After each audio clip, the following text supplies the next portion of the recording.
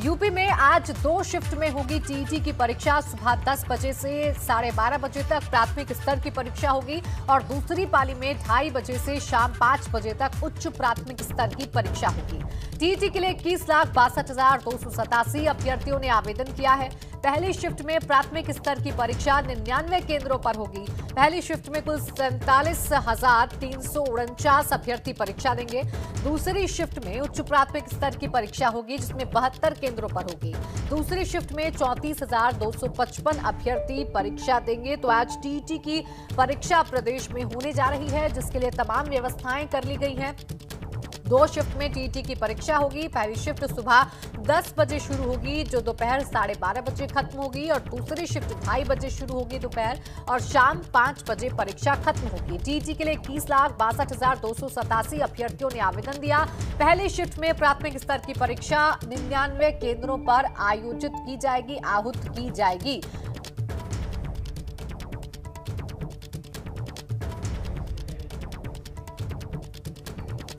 और मेरे साथ मेरे 3 सहयोगी जुड़ गए हैं इसी खबर पर ज्यादा जानकारी के साथ। अनुभव लखनऊ से मेरे साथ हैं, रतीश कानपुर से और नितिन आगरा से मेरे साथ हैं। अनुभव, सबसे पहले आपके पास आना चाहूंगी, क्या कुछ व्यवस्थाएं की गई हैं, तैयारी की गई है ताकि ये जो परीक्षा है वो शांतिपूर्ण तरीके से निपट जाए बिना किसी परेशानी के? देखिए, टीईटी का एग्ज़ाम एक बड़ा एग्ज़ाम होता है क्योंकि युवाओं का खासा रुझान रहता है शिक्षक बनने के लिए। शिक्षक पात्रता परीक्षा इसे कहते हैं जी। और तकरीबन 20 लाख से ज़्यादा जो छात्र हैं वो शामिल होंगे। 2 शिफ्टों में ये एग्ज़ाम रखा गया है। पहला, जैसा आपने बताया कि 10 बजे शुरू होगा, 12:30 तक पहली शिफ्ट होगी और उसके बाद जो दूसरी शिफ्ट के एग्ज़ाम है वो 2:30 बजे शुरू होकर 5 बजे तक चलेंगे। ज़्यादातर प्रदेश के जितने भी ज़िले हम कहें, ज़्यादातर ज़िलों में इसके जो परीक्षा केंद्र हैं वो बनाए गए हैं। और अगर बात करें तो लखनऊ में भी इसी तरह की तैयारियां की गई हैं। पूरे प्रदेश में इसकी तैयारी की गई है। देखिए, चूंकि कोविड प्रोटोकॉल के लिए भी कहा गया है, ज़्यादातर परीक्षा केंद्रों को ये कहा गया है कि आप कोविड प्रोटोकॉल्स को फॉलो करेंगे, यानी बिना मास्क के किसी को एंट्री नहीं दी जाएगी। और साथ ही साथ जिस तरीके से ये पूरा एग्ज़ाम हो रहा है तो सारी तैयारियां पूरी कर ली गई हैं। हालांकि अगर हम कहें जिस तरीके से पिछले वर्ष जो कोरोना था तब थोड़ी दिक्कत हुई थी और एक तरीके से हर एक क्लास में कितने बच्चे रहेंगे उसकी एक संख्या को घटाया गया था। पर इस बार जो पुराने पैटर्न पर जिस तरीके से एग्ज़ाम होता था उसी तरीके से इस बार ये जो एग्ज़ाम है टीईटी का वो कराया जा रहा है। बिल्कुल, और इसीलिए जो तमाम तैयारियां हैं वो भी पूरी तरीके से चाक चौबंद नजर आ रही हैं। अनुभव, जैसा कि आपने कहा कि ये एक बड़ी परीक्षा है और इसे शांतिपूर्ण तरीके से कराना चुनौती भी कई बार साबित होती है। रतीश, कानपुर में किस तरीके की व्यवस्थाएं नजर आ रही हैं? क्या कुछ प्रोटोकॉल्स का पालन किया जाएगा कोरोना को ध्यान में रखते हुए?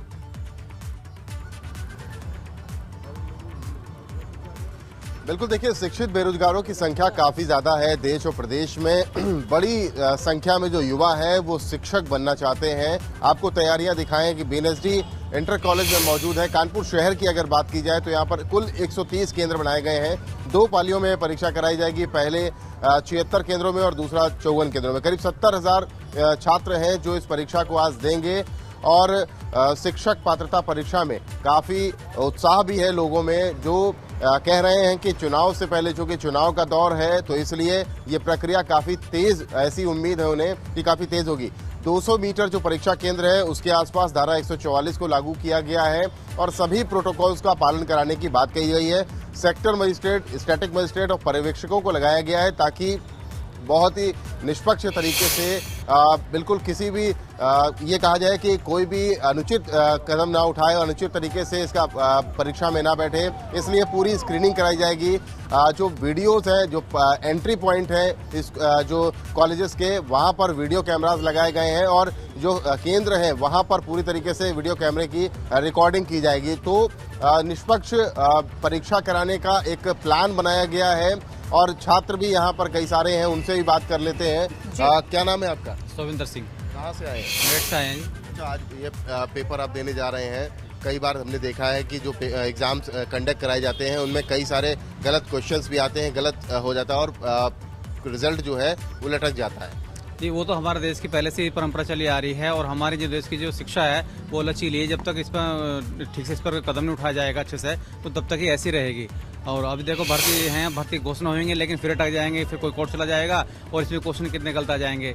बहुत से ऑब्जेक्शन उठते रहते हैं, लेकिन कोई भी जो भर्ती है, बहुत ही कम भर्तियाँ जो अपने उद्देश्य को पूरा करती हैं। क्या लग रहा है कि ये जो इधर आइए, जो ये भर्तियां हो रही हैं, उम्मीद है कि आप लोगों को जल्दी नौकरियां मिल जाएंगी? सरकार तो उम्मीद तो यही है कि हम लोगों को जल्दी जॉब मिले, नौकरी मिले, लेकिन यही है कि कोई मामला होता है वैकेंसी का या सारा कोर्ट में चला जाता है सारा मामला, तो यही समस्या सबसे ज़्यादा आती है कि सरकार में, कोई भी सरकार हो, कोई वैकेंसी आती है कोर्ट में ही चली जाती है। एग्जाम हो रहा, एग्जाम में क्वेश्चन गलत आ रहे हैं, 2-4 क्वेश्चन गलत आ गए, उसमें चला जाता मामला कोर्ट में, तो यही समस्या हो जाती है। हम लोगों का इतनी जो मेहनत है, इतना पैसा बर्बाद होता है, 2-2, 4-4 साल से तैयारी कर रहे हैं, उसका समय में वैकेंसी भी नहीं आती है समय से, जबकि सरकार की इतनी वैकेंसियां खाली पड़ी हैं। सरकार अभी भी नोटिफिकेशन नहीं जारी कर पाएगी, हमको पीआरटी लाना है कि नहीं लाना है, ये समस्या है सर।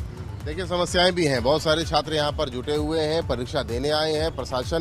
शासन ने अपनी तैयारियां भी कर ली हैं, लेकिन मन में भय भी है। देखिए, मन में बहुत सारे सवाल हैं अभ्यर्थियों के, क्योंकि जिस तरीके से हिस्ट्री रही है इस परीक्षा की, उसको लेकर अभ्यर्थी जो हैं वो हमेशा आशंकित रहते हैं। नितिन का रुख करते हैं, आगरा से हमारे साथ मौजूद है। नितिन, आगरा में क्या कुछ तैयारियां हैं?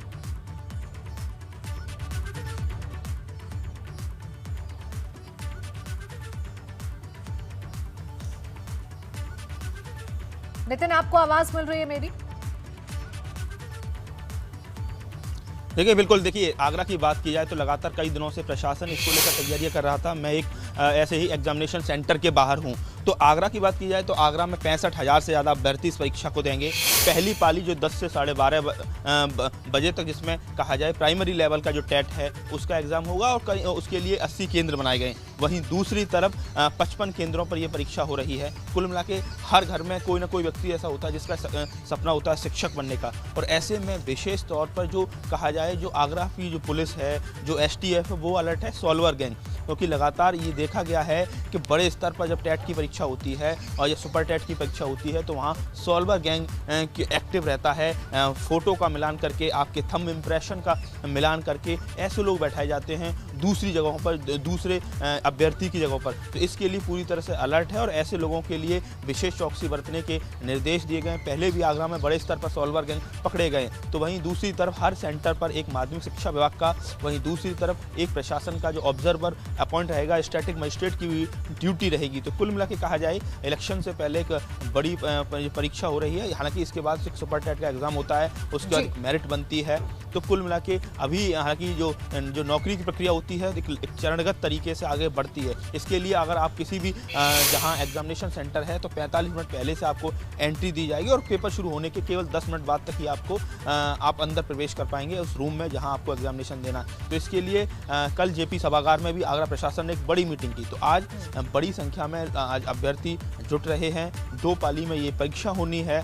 पहली पाली में 80 केंद्र हैं, वहीं दूसरी पाली में 55 केंद्र हैं। तो कुल मिला के कहा जाए एक बड़ा एग्ज़ाम आज कंडक्ट कराया जा रहा है, और ये कहा जाए युवाओं के लिए बड़े स्तर पर ऐसी भी जो महिला अभ्यर्थी होती हैं जिनका सपना होता है कि वो टीचर बनकर देश सेवा कर सके, तो उसके लिए आगरा में भी बड़े स्तर पर प्रशासन की तैयारियाँ चल रही थी और आज वो परीक्षा संपन्न कराई जा रही है। बिल्कुल, यानी तैयारियां पूरी हो चुकी हैं और अब पहली शिफ्ट का जो एग्जाम है तकरीबन अब से 2 घंटे बाद शुरू भी हो जाएगा, और परीक्षार्थी जो है परीक्षा देने के लिए पहुंचेंगे बड़ी संख्या में। बहुत शुक्रिया आप तीनों का हमारे साथ जुड़ने के लिए और तमाम जानकारी देने के लिए।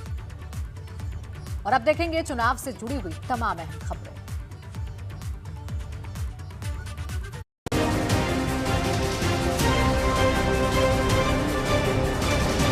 विजय तिलक।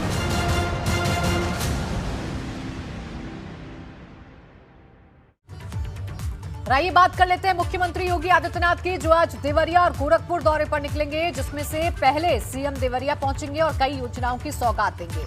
तो वहीं उनका दूसरा दौरा गोरखपुर का रहेगा, जहां वो 2 दिन तक रहेंगे। इस दौरान गोरखपुर में CM कई कार्यक्रमों में शामिल होंगे।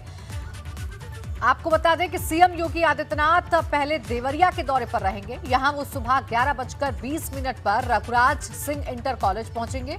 जहां 1974 में कांग्रेस से विधायक रहे स्वर्गीय रघुराज सिंह की मूर्ति का अनावरण करेंगे। इसके बाद सीएम दोपहर 12:50 पर बांसगांव के जवाहरलाल डिग्री कॉलेज पहुंचेंगे। यहां मुख्यमंत्री सांसद खेल स्पर्धा के समापन समारोह में शामिल होंगे और जनसभा को संबोधित भी करेंगे। इसके बाद सीएम गोरखपुर के लिए रवाना हो जाएंगे। सीएम योगी 2 दिवसीय दौरे पर गोरखपुर पहुंचेंगे। यहां उनके कई कार्यक्रम हैं, जिसमें आज शाम 6 बजे गोरखपुर के एनेक्सी भवन में पार्टी के क्षेत्रीय संगठन और पदाधिकारियों के साथ बैठक करेंगे। बैठक में 7 दिसंबर को पीएम मोदी के कार्यक्रम की रूपरेखा पर चर्चा होगी।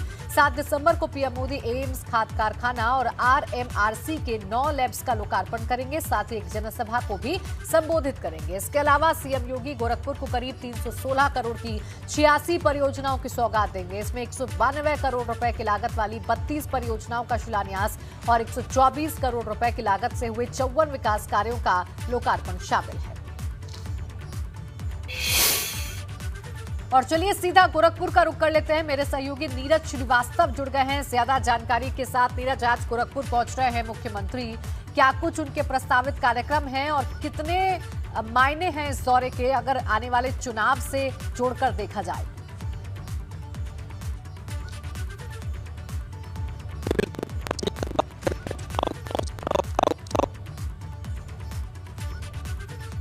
प्रधानमंत्री नरेंद्र मोदी आएंगे और खाद कारखाने के साथ एम्स का भी जो है वो लोकार्पण करेंगे। और सबसे बड़ी बात यह है कि यही वजह है कि मुख्यमंत्री योगी आदित्यनाथ का जो 2 दिवसीय गोरखपुर का दौरा है वो अहम है, क्योंकि बैठक भी करेंगे और देखेंगे जो तैयारियां हैं प्रधानमंत्री के कार्यक्रम की वो किस स्तर तक पहुंची है। और इससे पहले अगर बात करें देवरिया और गोरखपुर, सौगातों की बारिश भी होने वाली है। देवरिया में भी लोकार्पण और शिलान्यास है तमाम विकास की परियोजनाओं का। इसके साथ ही गोरखपुर में भी 316 करोड़ की विकास परियोजनाओं का शिलान्यास और लोकार्पण वो करेंगे। और इसके साथ ही जो चुनाव का मौसम है, तो भाटपारा रानी में जहां भाजपा आज तक खाता नहीं खोल पाई, 18 विधानसभा चुनाव हुए और एक भी बार भाजपा को वहां से जीत हासिल नहीं हो पाई है। और स्वर्गीय रघुराज प्रताप सिंह जो 74 में कांग्रेस के विधायक रहे, उनकी मूर्ति का जो लोकार्पण वो करेंगे। और इसके साथ ही एक जो जनाधार है भाजपा का, उसको वापस पाने की कोशिश है। और सबसे बड़ी बात यह कि 18 बार के चुनाव में 11 बार समाजवादी पार्टी ने वहां से जीत हासिल की और 6 बार कांग्रेस को वहां से हासिल की और 6 बार कांग्रेस को वहां से जीत हासिल करने का मौका मिला है। तो ऐसे में एक बड़ी चुनौती भी है भाजपा के सामने कि वो किस तरह से इस सीट पर भाजपा को जीत दिला सकती है। और यही वजह है कि मुख्यमंत्री पूर्वांचल में ऐसी तमाम सीटों पर लगातार दौरे कर रहे हैं और मंथन कर रहे हैं कि किस तरह से वहां पर भाजपा को जीत दिलाई जा सके। प्राची, बिल्कुल, और तमाम रणनीति जो है वो तैयार की जा रही है और इसीलिए ये जो दौरा है ये खास है। नीरज, बहुत शुक्रिया आपका तमाम जानकारी के लिए। शनिवार को सीएम योगी काशी विश्वनाथ धाम कॉरिडोर के कामों की समीक्षा बैठक करने पहुंचे थे। बैठक में सीएम ने कॉरिडोर से संबंधित जानकारियों के अलावा पीएम मोदी के कार्यक्रम को लेकर भी अधिकारियों से जानकारी ली। आपको बता दें कि 13 और 14 दिसंबर को वाराणसी में भव्य काशी दिव्य काशी कार्यक्रम है, जिसमें पीएम मोदी काशी विश्वनाथ कॉरिडोर का लोकार्पण करेंगे। इसको लेकर पूरे वाराणसी में उत्सव की तैयारियां हैं। कार्यक्रम को बड़े स्तर पर भव्य बनाने के निर्देश दिए गए हैं। कार्यक्रम को भव्य और दिव्य बनाने के लिए वाराणसी के हर घर में बाबा विश्वनाथ का प्रसाद और धाम की विकास पुस्तिका पहुंचाए जाने का प्रोग्राम है। काशी विश्वनाथ धाम कॉरिडोर लोकार्पण कार्यक्रम से पहले गंगा घाट और शहर में विशेष लाइटिंग की तैयारी है। इसके अलावा पूरे काशी का डिजिटल मैप बनाया जाएगा, जिससे बाहर से आने वाले लोग आसानी से कार्यक्रम तक पहुंच सकें। गंगा घाटों के साथ साथ शहर की प्रमुख इमारतों पर विशेष सजावट के निर्देश दिए गए हैं। काशी विश्वनाथ कॉरिडोर लोकार्पण के दौरान 1 महीने तक वाराणसी में सांस्कृतिक कार्यक्रमों का आयोजन किया जाएगा। तो आपको बता दें, प्रधानमंत्री नरेंद्र मोदी का dream project Kashi Vishwanath corridor बनकर तैयार हो चुका है और अब वक्त है इसके लोकार्पण का। और इसका लोकार्पण करने के लिए खुद प्रधानमंत्री नरेंद्र मोदी अपने संसदीय क्षेत्र काशी पहुंचेंगे और उससे पहले तमाम जो तैयारियां हैं वो पूरी कर ली जा रही हैं, क्योंकि इस कार्यक्रम को भव्य और दिव्य बनाना है। सैकड़ों वर्षों की, कई पीढ़ियों की जो तमन्ना थी वह साकार हो रहा है और अगले कुछ दिनों में प्रधानमंत्री मोदी जी के कर कमलों से पूज्य संतों की उपस्थिति में बाबा विश्वनाथ धाम का लोकार्पण का एक भव्य आयोजन भी काशी में होगा। विश्व की सबसे प्राचीन नगरी और सनातन हिंदू धर्म की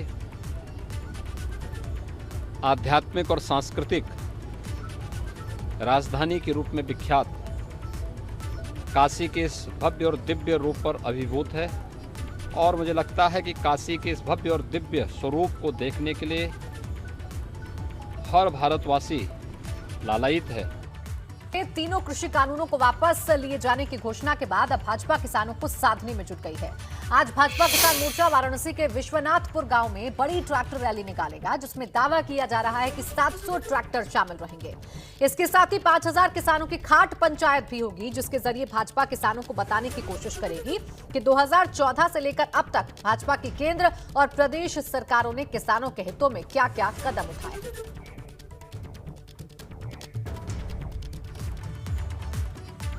और इसी के साथ इस बुलेटिन में फिलहाल इतना ही। आप देखते रहिए एबीपी गंगा।